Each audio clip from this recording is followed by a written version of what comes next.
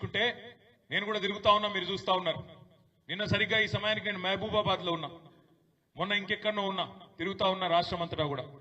ఎక్కడికి పోయినా ఎవరితో మాట్లాడించినా వాళ్ళు హైదరాబాద్ లో ఉండే సంపన్నులైన బిల్డర్లు కావచ్చు, లేదా మహబూబాబాద్ లో ఆటో నడుపుకునే ఓ తమ్ముడు కావచ్చు, లేదా ఒక సామాన్య రైతు కావచ్చు, లేదా ఒక సంపన్న పారిశ్రామికవేత్త కావచ్చు, ఎవరిని కదిపినా ఎవరిని కదిపి అడిగినా అందరి మాట ఒకటే, అందరి నోటంబడ వస్తున్నది ఒకటే, కేసీఆర్ ఉన్నప్పుడే బాగుండే, తప్పు జరిగింది అనే మాట ఇవాళ రాష్ట్రంలోని ప్రతి నోట్లోంచి వడ్ల కొనుగోలు కేంద్రాల కాడ కూర్చునే రైతుల నుంచి మొదలు పెడితే చేన్లు ఇలా కోతల కాడ కూర్చొని కూలీలు, రైతు కూలీల దాకా ప్రతి ఒక్కరి నోట్లోంచి వస్తున్న మాట ఒకటే.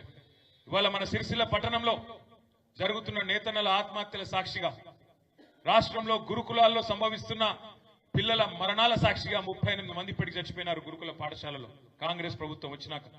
అదే మాదిరిగా రాష్ట్రంలో తిరిగి ప్రారంభమైన రైతన్నల ఆత్మహత్యల సాక్షిగా ఇవాళ ఏ వర్గం, ఒక్క వర్గం అంటే ఒక్క వర్గం కూడా రాష్ట్రంలో సంతోషంగా లేదు.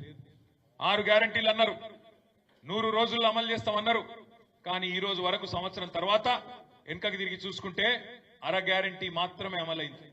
6 గ్యారంటీలు కాదు, అర గ్యారంటీ, సగం గ్యారంటీ మాత్రమే. ఆ మహాలక్ష్మి స్కీముల సగం. ఏంటిది? Free bus.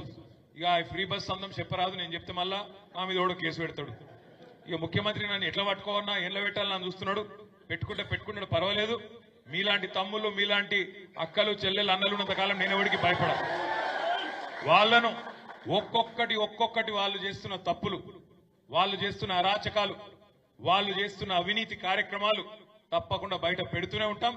ఎవ్వని అయ్యకు కూడా భయపడమనే మాట కూడా ఈ సందర్భంగా నేను విజ్ఞప్తి చేస్తా ఉన్నాను.